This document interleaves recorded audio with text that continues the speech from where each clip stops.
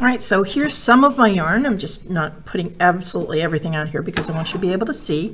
And I'm going to try to save one or two of them because you'll need to tie the strings at the top for the pom-pom on the top of the hat. And also, I'm pretty sure I'm going to need to cut some more, so I'm just going to have one on the side so that I have it as a measurement. Now, this is really simple, okay? The hard part is making sure that you remember to do them all the same. All I have to do is fold them in half, like I have a piece of paper. So here's one, and let me move them over this way. I'll go ahead and line them up so that they're ready to go. Oops, looks like some of mine are different lengths, but that's okay because you have to trim the pom-pom part anyway when you're done. So if something's a little bit longer or a little shorter, don't worry about it at all. That's totally fine. Unless it's super, super short, you should be totally set up with just about any of the lengths of yarn because it doesn't even have to be quite as long as a sheet of paper, but we're doing that just so that we have more than enough to make this little top with.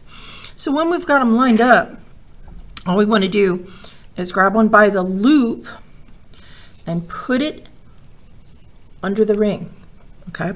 So once you have this, this is how you're going to do every single one. I want to have my loop up at the top, right? And it goes under inside of the cardboard tube.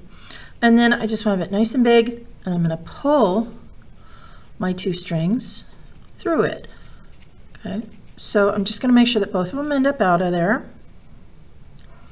on the other side through the loop, kind of like you're tying your shoes, all right? And when I pull this, I don't need to pull it super tight. So I'll make sure it's on there. So I'm going to put my strings together and not have them, you know, out here because I want to try to cover up the cardboard ring. So I'm going to go ahead and pull again and put those two strings together. Now I want all of my knots up at the top, like this one here that I already did with the worsted yarn. And you might need 20 pieces of string, probably not that short, but you might need 20, you might need 50. It all depends on what you're using. So I don't know yet exactly how many I'm going to need because I needed a lot more of the cord than the regular yarn. So the worsted yarn versus the regular yarn, I needed a lot more of this to do that same effect. So here I go with another one. I'm just gonna put it right pretty close to it. Got my loop, all right? Just put it inside of there. And then I'm just going to put my two pieces through it. So kind of like I'm tying my shoes. All right, and so I've got two and put them together. And that's all we're going to keep repeating. Now, if you're making a stripe or something, maybe you want to do two of one color and then two of another color so that you have stripes. So if I did white and black, maybe I'd have two white and then I'd have two black pieces and then two more white and then two more black.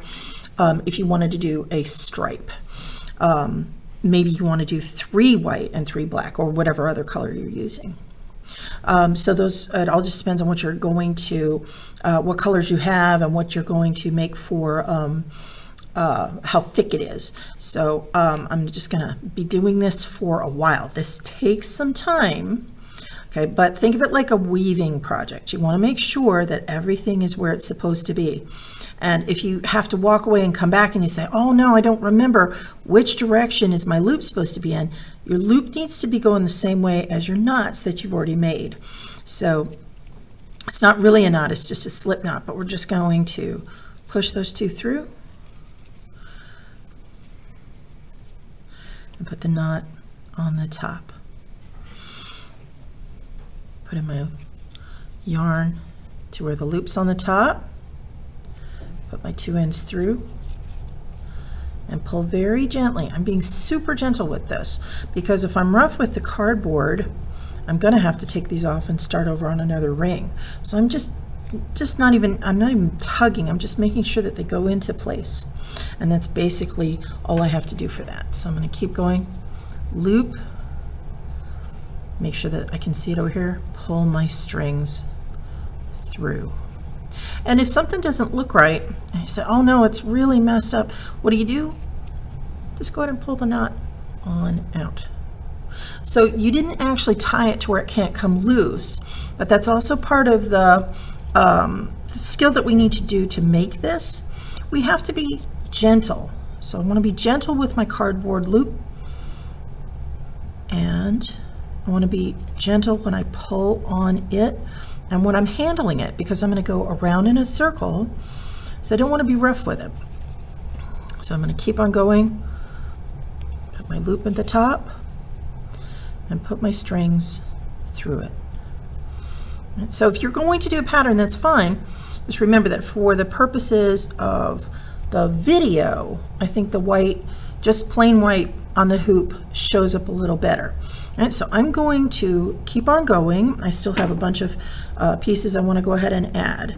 So you want to go ahead and add those, and then when we're getting pretty close to looking like this, we'll pick back up again. So you can pause the video until you've got a lot of your strings around, say until if you start here and you want to come around probably to about there. So we'll pick back up there.